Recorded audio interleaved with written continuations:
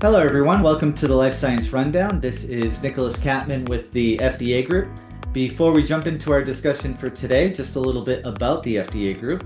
We help life science companies in the areas of quality assurance, regulatory affairs, clinical operations, commissioning, qualification, and validation, as well as pharmacovigilance.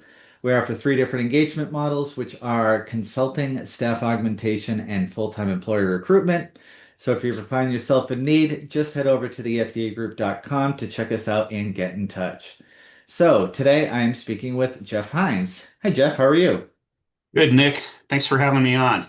Absolutely. Really appreciate you joining me today. So before we jump into the topic, would you please introduce yourself?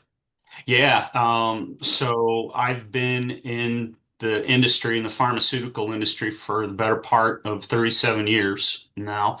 I'm currently vice president of quality at a company called Coruna Medical.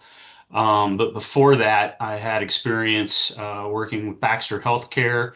I spent 30 years of my career with Eli Lilly and Company, and I kind of had a foreshadowing of what I was going to get involved with early in my career. The last few years, I've done a lot of inspection readiness, inspection response leading, inspection remediation, that kind of thing. It was interesting when I worked for Baxter one day, I came in and I went to my cube. I was a bench chemist at the time. And there was a large document on my desk with a post-it note on it that said, "See me, read this and see me," from my boss. And what I got to read was the 1989 FDA 483 that was written in the dry products manufacturing plant in Eli Lilly and Company. Hmm. And it was a big document, so it took me a bit to read. I think there were over 100 observations. And what I read terrified me. And I was like, you know what? I wish ill on nobody, but I'm glad they went to Lilly before they came to Baxter because we would have had absolutely received many of those same observations from them. It was highly, dictated towards data documentation, lack of method validation, like reports and things like that, lack of focused protocols on retest, resample opportunities, right? So got busy for several months and began, writing reports and doing studies and things like that. Well, flash forward a few years later, my wife and I decided to relocate, back, towards where my parents lived. And we were lucky enough to get jobs at Eli Lilly. And one of the first activities that I was hired into the quality area, again, doing some bench chemistry. And one of my first assignments was to actually execute a validation study for one of the older products that were cited in that 1989 483. So Hmm. this is 1993. So I actually got to remediate the same FDA observations twice. Sure enough, later on in my career, that's what I kind of ended up doing. So just, kind of an interesting foreshadowing of what was to come. Yeah. Well, thank you for that introduction, and that's a great way for us to get into the topic for today. So, the topic for today is how can leaders effectively guide an organization through FDA remediation efforts, addressing both the technical challenges of responding to common violations and warning letters under tight timelines, while also sustaining employee morale and motivation in a potentially negative and high pressure environment. So, anybody that's been involved in this type of scenario can resonate with that and knows exactly what we're talking about. So let's jump into it. So let me start here. So, from a leadership perspective, how should executives anticipate and prepare for the different types of inspections? And what distinguishes strong leadership responses in each scenario? Yeah. So I would say for at least two of them, right? You do understand that these inspections are coming and you need to be ready for them, basically at all times. Pre-approval inspections are great, right? Because it's an exciting opportunity to get a product approval and get medicine to the market for patients. So very, exciting time for those kinds of things. Yeah, and actually, let me just interject. So Sure. I think that the three I want to focus on are PAIs, routine, and for cause. So just for Oh, the listeners, I just wanted to make sure they understand that those are the different types. So PAIs, routine, for cause. So please continue. sure. For routine inspections or general inspections, those are coming, every year or two. You don't know exactly when, so it's really important to maintain inspection, readiness at all times. And the third one, for cause, obviously generates, a lot more angst and, maybe some targeted, preparation. But I think what's common, for leaders across all of those different inspection types is to make sure that your folks see you as being engaged, that they see you demonstrating that, sense of importance and being involved in making sure that, we are preparing appropriately for these inspections. And the other thing that I think gets not talked about enough in leadership, but probably needs to be, is helping folks maintain a calm demeanor. Hmm. Understand that when most of the time, when you're out in operations or in the laboratories, those folks are very focused on their work, and they get very nervous when they hear that someone's coming in to inspect and to watch. And the more that as a leader you can show that you're calm, and you help those guys understand that nobody knows their jobs better than they do. And it's an opportunity for them, to be able to demonstrate that they know their job and they have these communication skills that are going to allow them to interact with inspectors successfully. So as leaders, we need to make sure that we're instilling confidence in our folks. We need to make sure that we're projecting, a sense of calm, that, hey, you know what? Absolutely welcome these folks in. We need to be on top of our game, make sure that they understand that, it's important that we have a good outcome, but also help them understand that, hey, you know what? It's going to be okay. The more calm the leader is, the more calm the group will be, and probably the better flow of the inspection that you'll have. Yeah. I think that's excellent advice. The one thing that I would add to complement that is we want to instill a sense of confidence with these individuals. And at the same time, we want to make sure that they're answering questions that they're asked, as opposed to, let me tell you everything I know, right? And we've So, seen that, right? And it oftentimes, leads to threads being pulled that you would prefer not being pulled. So good point. exactly. Oh, Yeah, interesting you said that. Let's learn a little bit more about that. So yeah, confidence with making sure that you're asking or answering questions as opposed to turning it into a presentation because it's not. 100%. Um, what infrastructure and cross-functional leadership do we need in place before inspectors arrive, and who are the right people to involve? So, for those folks in the audience that work for bigger companies that have larger infrastructure, I think it's pretty easy for me to answer that question to those folks. A lot of times when you work for a smaller company, for a startup, you got a lot of people wearing different hats, and it's harder to put some of the things that I'm going to talk about in place here. But I think the concept's important no matter what size company that you work for. I've seen a couple of different things, Nick. I've seen companies that turn it over to their quality department, and the quality folks handle that, from basically top to bottom once the inspectors arrive and come into the front room. and start. And there's nothing wrong with that, but the model that I've been associated with and that I prefer is to, when an inspection happens, I like to not only have the quality leader involved in leading the inspection, I like to have the technical leader as well. So many times in companies, that I've been fortunate enough to work in, there's an organization called Technical Services that supports manufacturing, and they have technical folks on the floor that are very familiar with the process, Mm, able to help troubleshoot and make decisions. mm, And having that kind of expertise in an inspection room for me was incredibly valuable.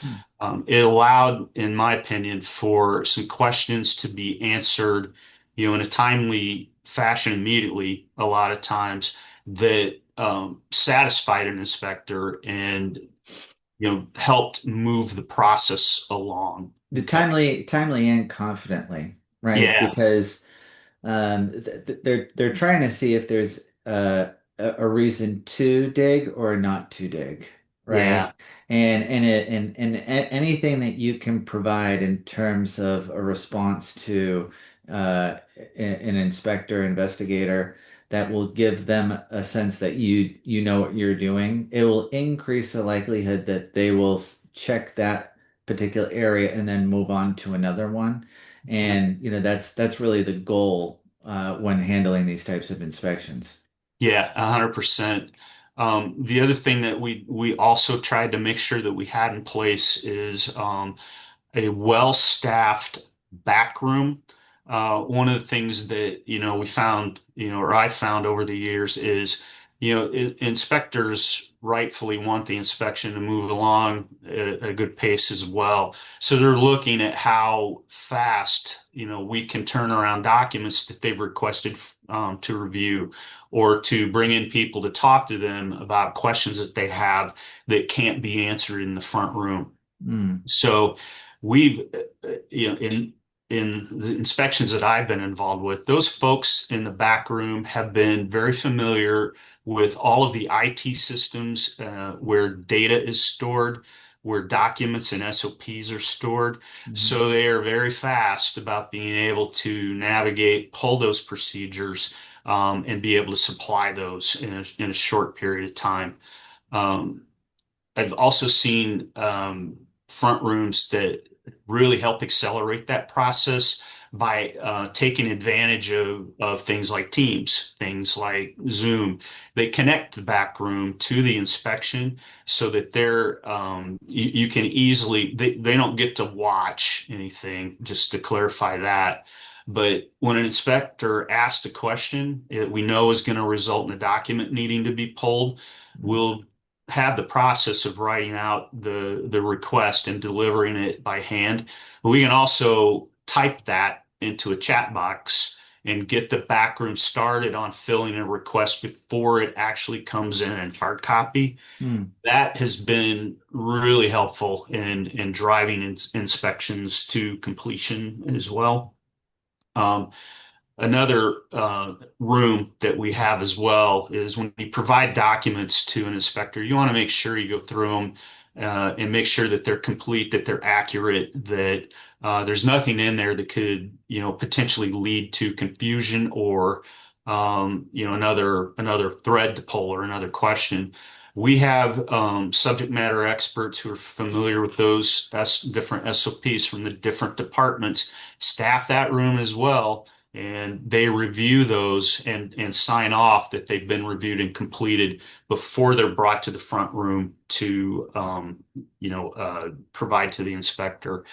And finally, the other room, if you will, that we established, especially talking about my years at Eli Lilly and Company, we would have a room staffed with folks who are very experienced with inspections, and have those folks there to prepare people for conversations that they're going to have when they've been asked to come into the front room and talk to the inspector. And a lot of times it's just role playing. The SME, if you will, pretends they're inspector, kind of ask questions that they might face just based upon the request. And primary goal of these folks is to not only prepare the people that are going in to talk to the inspectors, but instill confidence in them and help them understand that they know this procedure better than anyone, or this answer to this question better than anyone, and that they're going to do fine talking, to the inspectors. So Yeah. that type of infrastructure worked really well for us.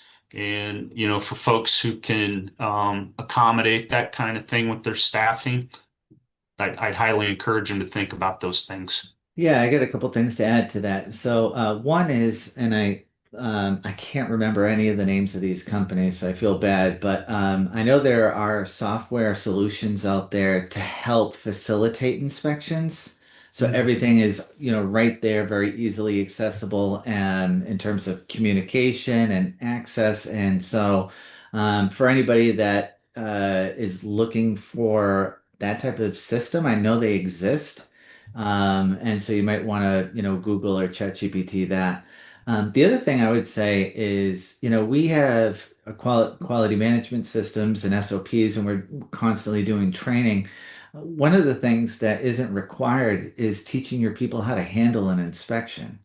And you would do yourself a favor by including that in your repertoire to ensure that people that have already been trained are being reminded as to what the expectations are, making sure new people are being trained on that, and you reap what you sow, and I think it's a high ROI.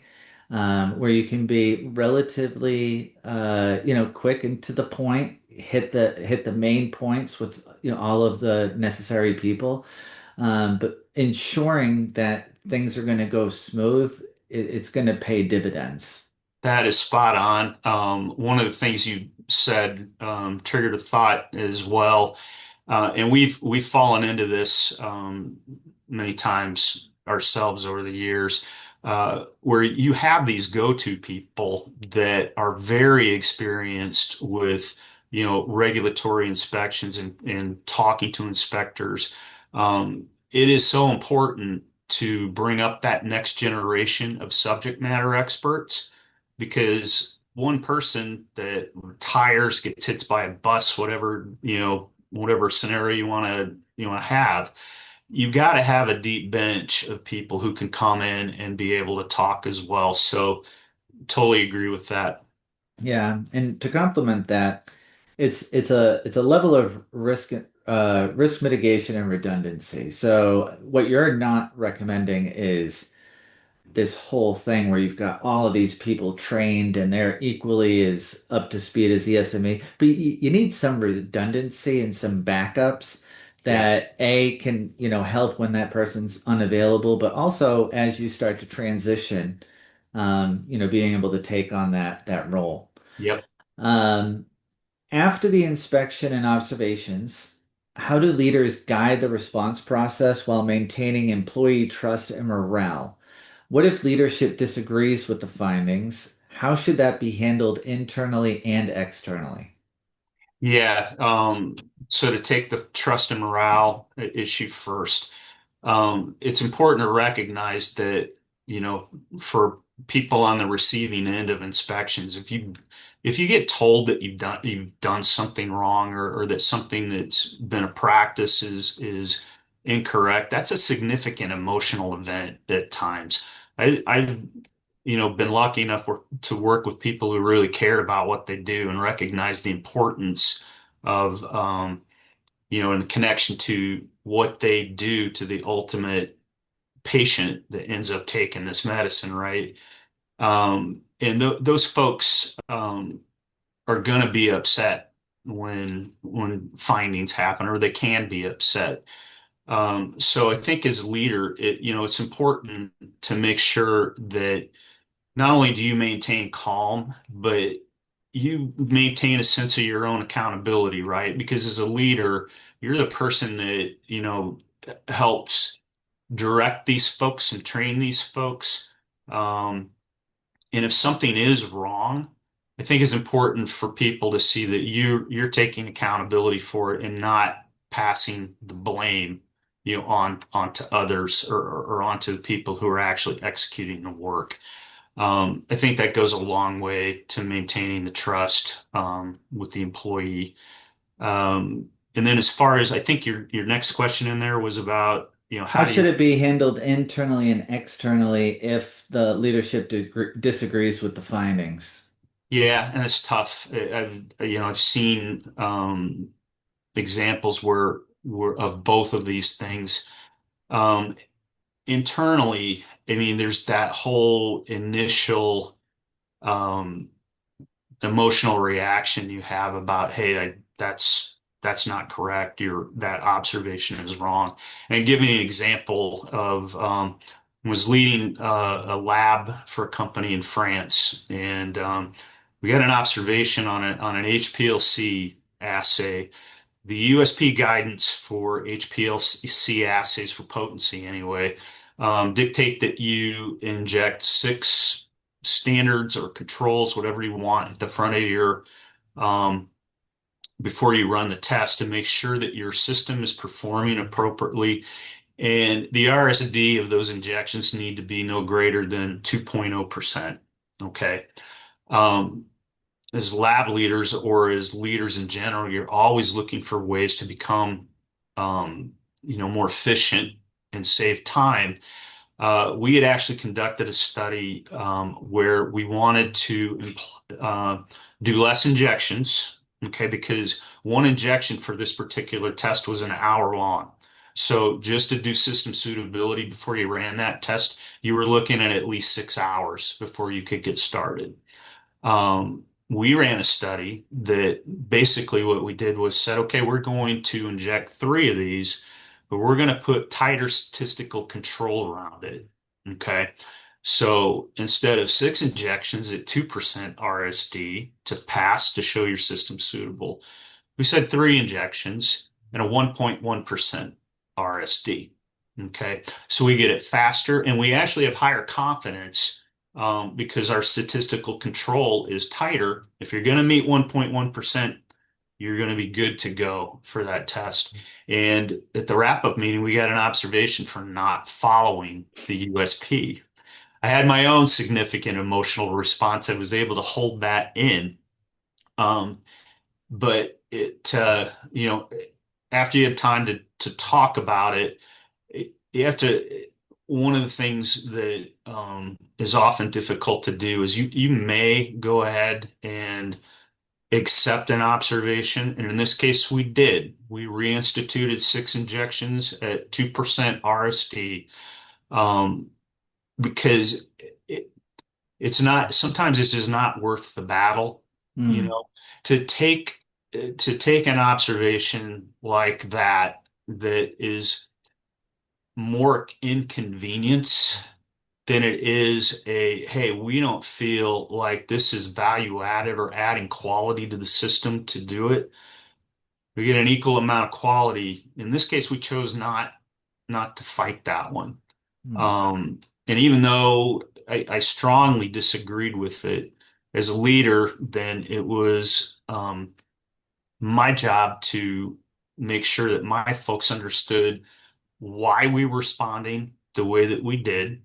um, Understand that, hey, even though I may not necessarily agree with it, this is a strategy that we as an organization are taking, and it's going to help with a better inspection outcome than it is to actually try to not intentionally antagonize. But if you go back and tell, the inspector, we don't agree with your response, and here's why, you do risk some level of um, antagonism, if you will. I can't think of a better word. So it's your job as a leader to get folks on board that train and let them know that, hey, you know what, we're doing this for the bigger picture here, and it may take a little longer to get this result, but it's going to address an observation that lets us get on with our day-to-day activities. Some of the bigger things that I've seen, and I can't get into the specifics of the observations, but it was around sterility assurance and some facility modifications that we're going to take was going to take millions of dollars to actually make. Mm, When we felt we had data that strongly supported the sterility of our assurance of this particular product was not compromised in any way, that our practices were sound. That went up above my pay grade, and I wasn't involved in the back and forth. But I can tell you it took months to resolve. mm, Therefore, that inspection stayed open for months. So you really have to pick and choose what you think is a battle that you need to have. In any event, as leadership, though, you need to make sure that you're maintaining transparency with your folks. You need to make sure that they're you know confident that you're not only representing the best interests of the company, but that you're ultimately representing, them in this as well. And I probably, yeah, that's probably what I would say. yeah, yeah, I love it. A couple things that I would add is just in terms of the morale with the employees is Bill Belichick, the former coach of the Patriots. One of the things I liked about him was if people were too high, he would bring them down, and if they were too down, he would bring them up. Meaning, you're winning every game, you got your swagger, so on and so forth. Hey, I got to bring you back down because that type of confidence can lead to mistakes. Yeah, And then in the situation where, there's observations and things like that, and your morale is down, that's when you have to pick people up, right? yeah, Also, one of my favorite sayings is that the truth will set you free with hope. So it's fine to deal with difficult information. Just make sure that as a leader, once you acknowledge whatever the issue is, you're providing the hope that there's a way out of it. So agreed, I wanted to add that.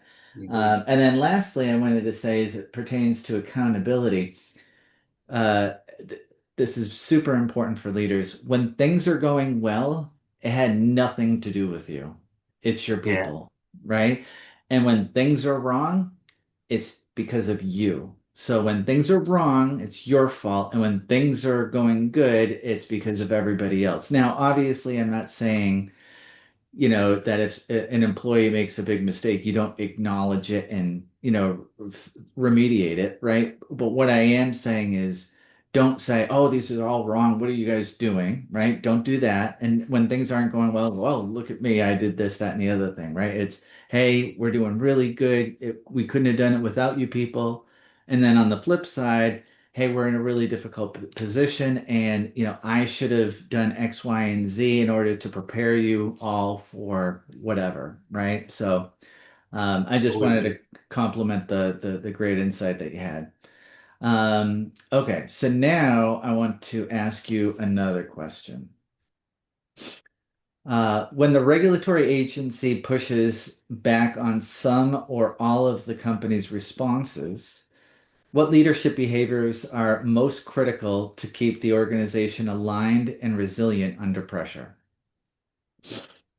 Yeah, again, it may sound a little bit, like a broken record, but a lot of the things that we've already talked about, right?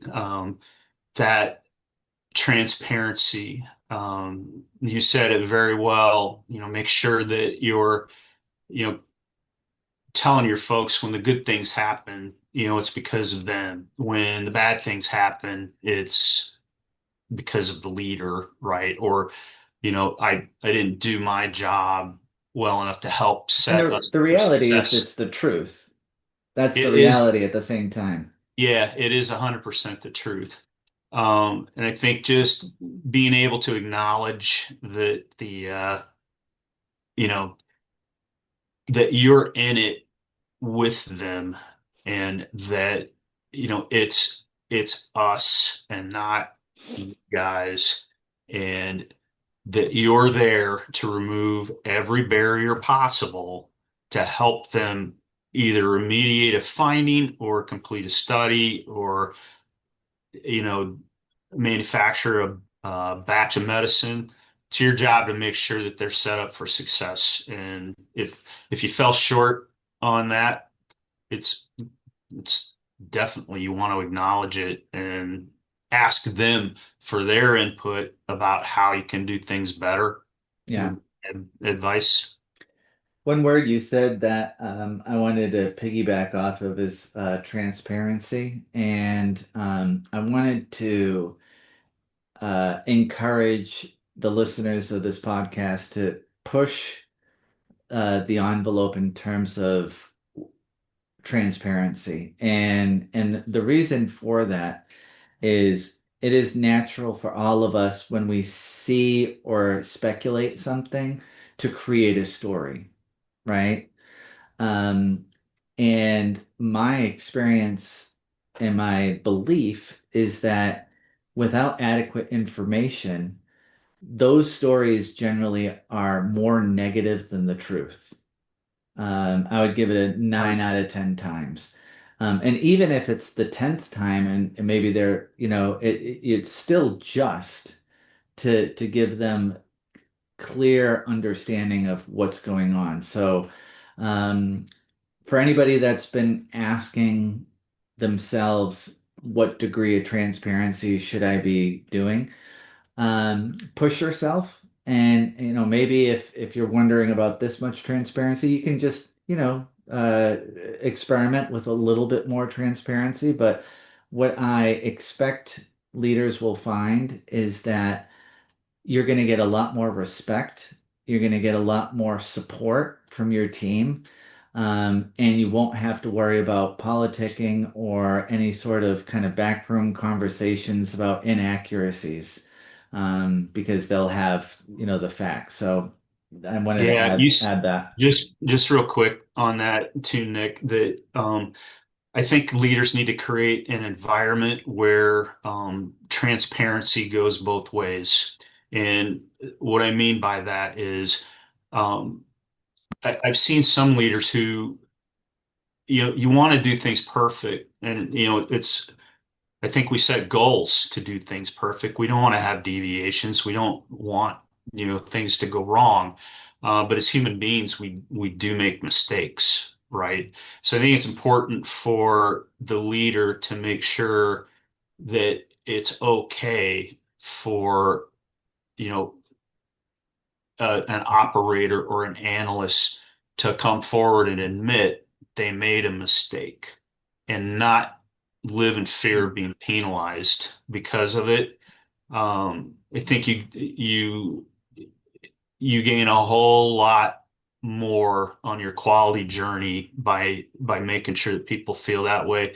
And again, to a point earlier, it's not that you don't want to address a problem if there is one. If someone, continues to make mistakes, you have to look at, okay, is there a problem with their training? Is there a problem with the procedures that we've given them to follow? Or ultimately, if it doesn't get fixed, maybe this person's not in the right position as Mhm. well. So I'm definitely not saying, let I'm definitely not saying, hey, let people make as many mistakes as they want or they need, to make. You want to make sure that you're running an organization that's as effective and efficient and as quality minded as you can. But you Right. got to make sure that people don't feel afraid to fess up when they Yeah. do make a mistake. This is directly related to how I run my household. So we have core values in my house, which are different than my business. And in our house, it's give respect, be honest, and communicate to be understood. And the one I wanted to focus on was be honest. The reason being is if people feel like they're going to get in trouble when they bring information to you about a mistake they made, then they're not going to bring it, right? Yes. And so we have to have a lot of grace when people are making especially first time mistakes, so that they feel comfortable bringing it because the alternative can be detrimental. Yeah. I would, my faith ha makes me think of, when Jesus met Mary Magdalene and said, come with me, and go and sin no more, right? Which is um, completely understand that you made that mistake. Let's work together, to your point, to figure it out. And now that we've addressed it, my expectation is this isn't going to happen again. Now, that doesn't mean if it happens again, they're fired, but it does mean that you have to hold them accountable. Yes. And a lot of times it can be a benefit to just do a little bit of self-reflecting as a leader, because how many times have you made the exact same mistake that that person just made, right? And Yeah. so giving that vulnerability that says, hey, I made that exact same mistake. Here's what I learned. This is how we're going to fix it together. And That's then, really powerful to yeah, do that. yeah. And but then at the other end of the spectrum is, now that we've gone through this, my expectation is that this isn't going to happen again, right? Yeah. So Yep. you gotta. It's a very difficult balance for leaders. It You don't want is. to be super hard. You don't want to be super soft. And I think first time mistakes have grace. Uh, and there is a difference between making a mistake twice and 20 times, right? Yeah. That shouldn't exist, because by the less than 20 times they're not in that position anymore, but you definitely have to make sure that you're treating each one with the degree that it needs to be dealt with. Absolutely. Thank you for letting me preach. Okay, so next question. Once commitments are made, how do leaders balance aggressive remediation timelines with ongoing operations? What governance approaches, communication practices, and leadership visibility are most effective? Yeah. It's tough. Because in most cases, you know, plants don't have the luxury of being able to shut down in an unplanned fashion, right? I've worked in plants my whole life, and when a shutdown needs to occur for large maintenance practices and things like that, Hmm. it's planned months in Right. advance, right? So you're manufacturing material to make sure that you've got enough stock so you can get through that week or whatever it's going to be that you shut down. And unplanned downtime is a very stressful thing, for a business. And give an example of one of the things that I did earlier in my career when we were faced with a large volume of workload, some observations that we needed to address immediately and not being able to, effectively shut down. Um, so I got with my group and I made sure that I sat down with them and let them help prioritize what work was there. And I put the framework in, right? So in my particular laboratory, we did a lot of stability testing. Okay. And while you have the luxury of being able to schedule stability a little bit, because some tests, like a sterility test, take 21 days to do, right? You may be able to postpone other tests that are shorter because you can't release an entire batch of data until that last test comes off. Um, but we would prioritize stability samples first. We have to do those. If there were samples that were coming in as what we used to call um, pre-fill, it was in a parental plant, tests that need to be done to know that the batch is okay to go ahead and fill into vials or cartridges or whatever.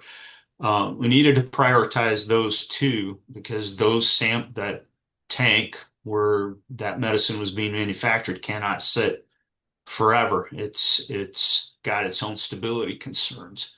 So we prioritize those as well, maybe second.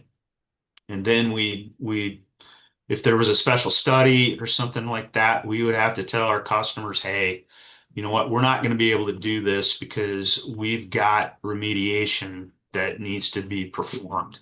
Whenever I could, I would look for people in other areas that used to work in this particular laboratory and ask if they could come back on short-term assignments for a while to help us get through whatever backlog we had, or to be able, to address, particular finding.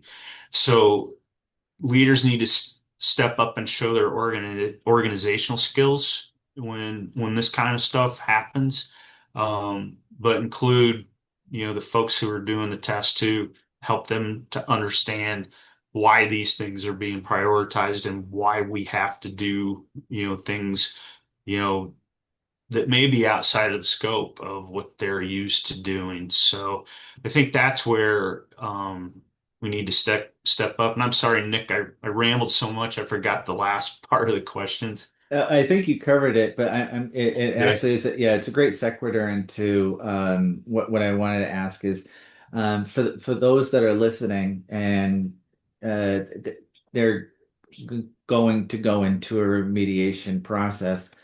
Um, you hinted at some of these already.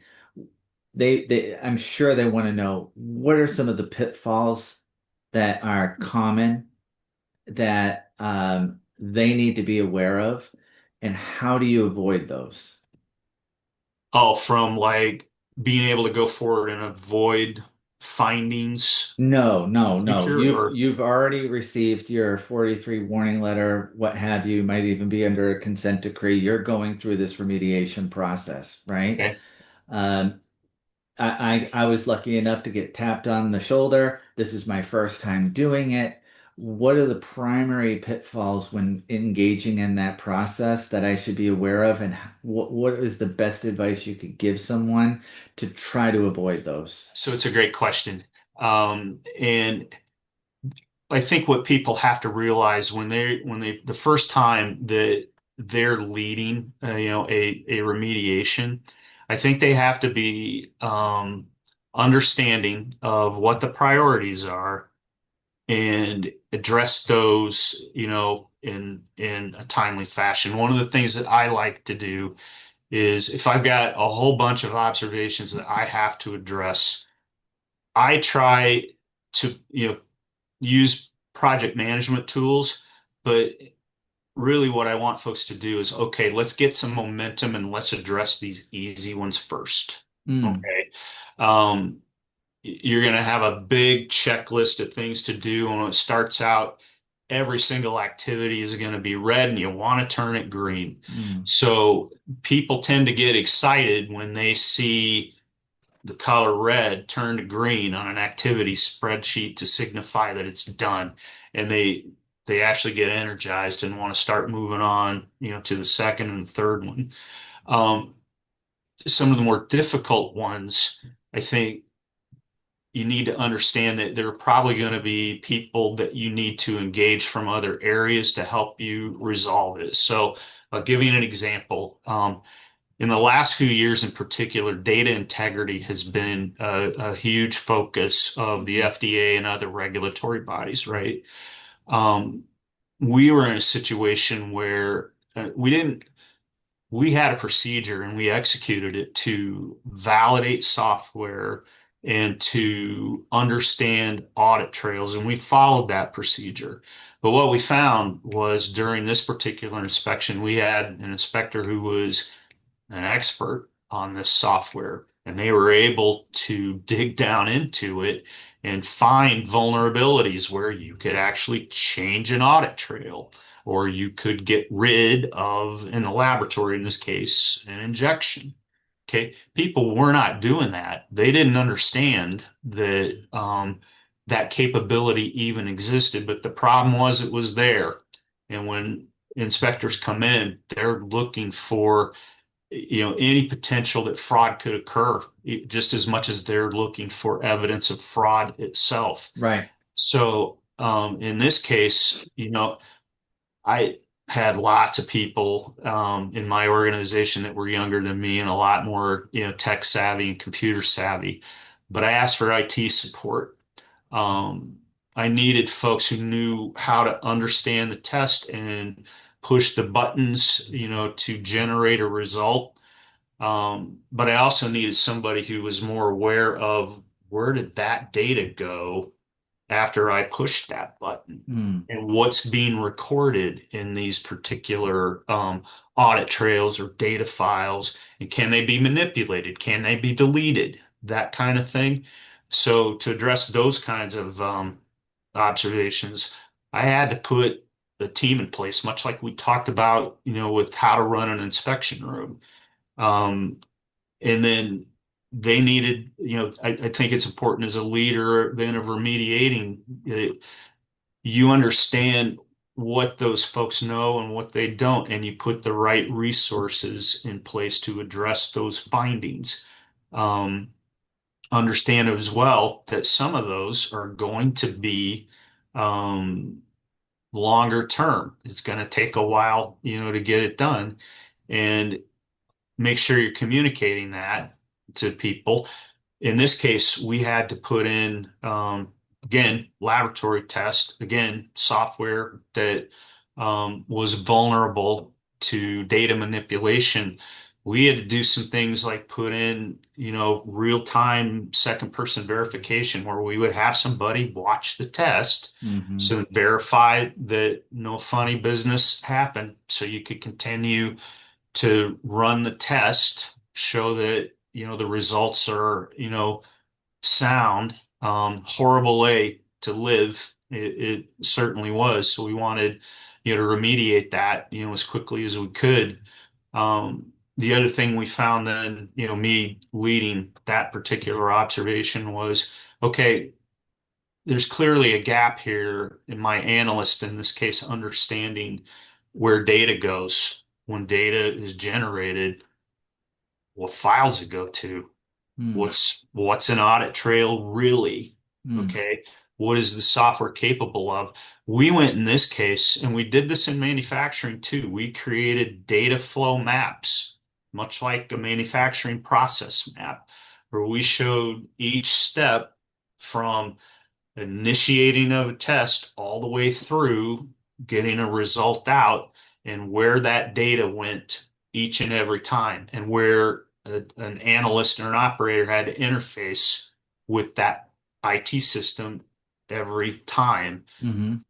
And we were able to close a lot of gaps that we did not know existed. So I think be prepared to find more things, Mm. as you lead an inspection response and address those too. Yeah, and that's the expectation is not just addressing what was found, but seeing what else wasn't found that needs to be addressed or what opportunities there are for things to go awry and making sure that there's controls put in place. Yep. Um, okay, so we're nearing the end of the podcast. I have two questions for you. Okay. All right, looking forward, how can leaders help their organizations build systems and cultures, or a culture that prevents backsliding into repeat findings?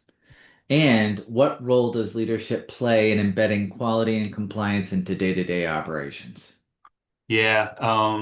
First question, right, is to make sure that the systems are in place to make people successful. I think you and I may have talked about this, another time. It's really important to stay current with what regulatory expectations are, how they're changing, what kinds of observations are occurring at other companies, because you can't just go read the CFR and expect and feel like you're compliant with it and expect to feel comfortable. That's not the way it works. All this is very dynamic. Mm. So set up an organization and, you know, be willing to spend the money to send people to conferences where they can learn. Be willing to spend the money to subscribe to different publications, take advantage of the pink sheet, look at, things and stay current with everything and modify your procedures as well. To your point that you made earlier, train folks, um, let them know what the shift in expectations are. We at Lilly, we had an annual GMP update training, and everybody was expected to go to that. And we reviewed, you know, inspection observations at different plants. We also looked at ones that occurred at different companies. And we talked about regulation changes over the past year and try to make sure that people were familiar enough with those that they head off a problem before it ever becomes a problem. So I think that's probably the most important thing. And then the last part of the question was, Well, I think you kind of combine both questions into one, which is just how do you establish, as a leader, a compliant quality organization in day to day? And I think you did a good job covering that in terms of, okay, talking about investing. And really, I think quality has to be looked at as less of a cost center and more of as a value center. 100%. And not only is it going to prevent, the extensive costs that come with these types of remediation projects, but there's a lot of value that can be had from a profit standpoint when you invest in quality and your people. Right. In terms of staying current on regulations and getting analysis, I will do a little plug. The FDA group has an insider newsletter. It's a monthly subscription. We break everything down. So that's a great thing for anybody that has employees where you want them to stay current. And I just want to thank you, Jeff. I think this has been a really informative podcast. I really liked your answers. I thought they were very concise and well described. I really enjoyed it, Nick. I really like the format and the dialogue. I much prefer conversations, and this was very enjoyable. So thanks a lot. You got it. And for everybody listening, as always, if you find conversations like this valuable, please share it with a colleague or your professional network. If you have not already, subscribe to get updates of new episodes at thefdagroup.com/podcast and follow the FDA Group on LinkedIn. If you would like to connect about project or resource needs, head over to thefdagroup.com to get in touch, or feel free to connect with me personally on LinkedIn. Thank you so much for tuning in, and we will see you all next time.